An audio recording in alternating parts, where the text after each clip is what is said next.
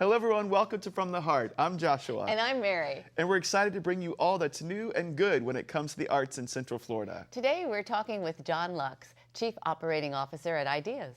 We look forward to learning about John's creative path and what motivates him today. Welcome, John. Welcome. Thanks for having me. Yeah, John, thank you so much for being here. So I know with Ideas, you guys have a lot of things that are important to your company and that you value. But right now, there's a certain project that you're passionate about. Can you tell us about this season of life and what you're doing? Well, about 2 years ago, I started getting involved with an organization called Film Florida. And we are the only statewide association that represents film, television, and digital media.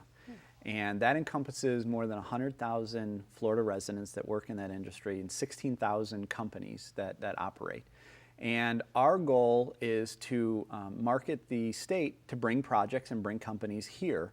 We're a not-for-profit association, so we are based entirely on donations and membership.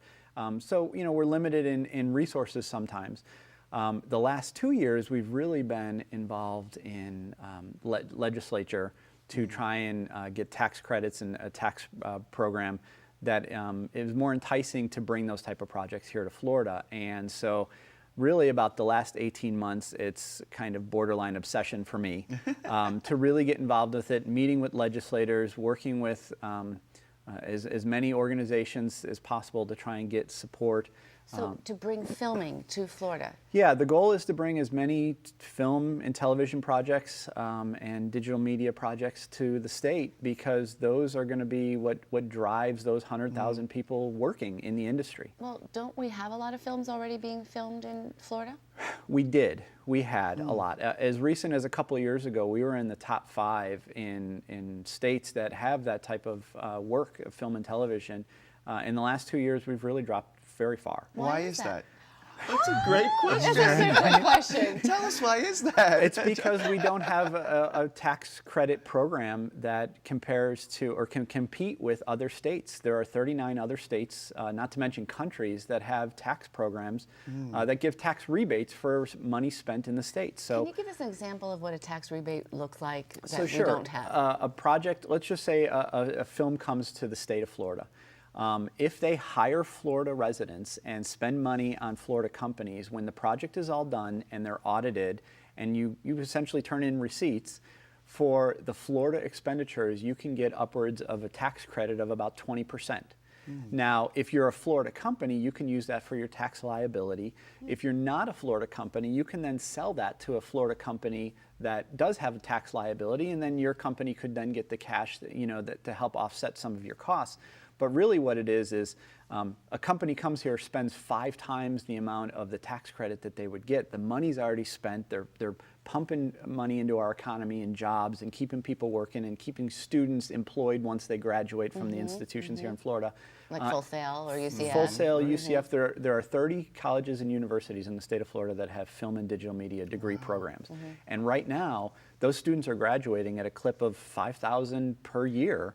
And there's not jobs here for them. So, John, why did it stop? Why did we have 5 years ago so many films and series being done here? I know they're being done in North Carolina and Georgia. Why did ours leave?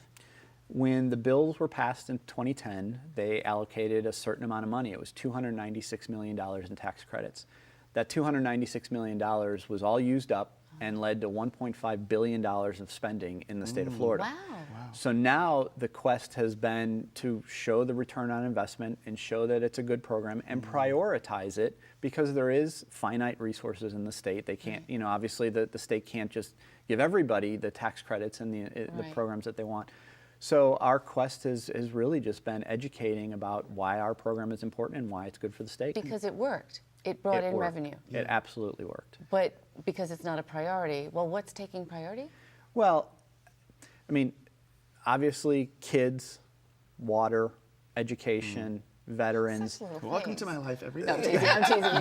Those type of things, Right rightfully so, those always get the headlines and those are always the priorities. And then after that top tier group, there's a lot of great worthy causes. And the legislators each year have to decide which ones get their share. Do you know, that's why we wanted this project, because we feel so strongly that the arts enhance lives, the arts connect us, the arts make us come together. And boy, to be able to bring artwork here is so important. How can we help?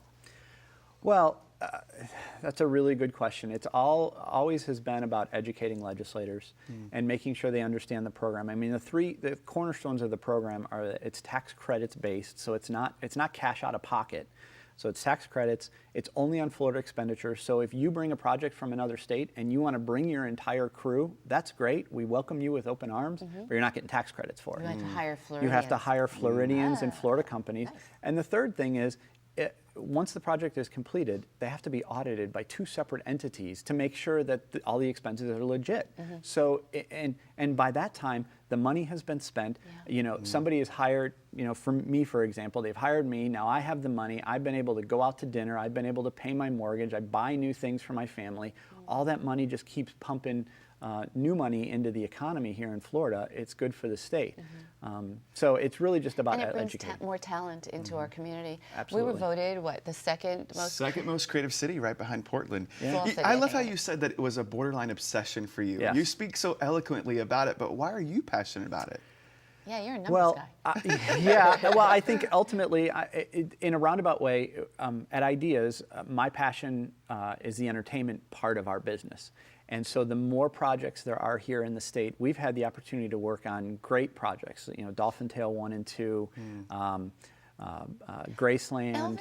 Elvis? I love doing was that one. with you. Yep, I did yep. background You did the dubbing. Loop Group, Oh, yeah. fun. So Were you Elvis? We've Yes, it was. Stick with me. we've had the opportunity to work on great projects, and the more projects that are in the state, the more opportunities we have to work on And them the more and make storytelling that you can do. money. Yeah, I mean, so it really is just kind of a cycle of trying to get more work in the state. Number one, because it's the right thing to do, but secondarily, because it will help our company grow. Well, we hope it does, and hope it helps your company and our state and the arts. Unfortunately, we're out of time for this segment, but fortunately, we've got another segment coming up, and we hope that you will join us again. We've been very fortunate to have John Lux here with us. Please come back, because we're going to hear a little bit more about what the future looks like. Thank you for joining us from the Heart.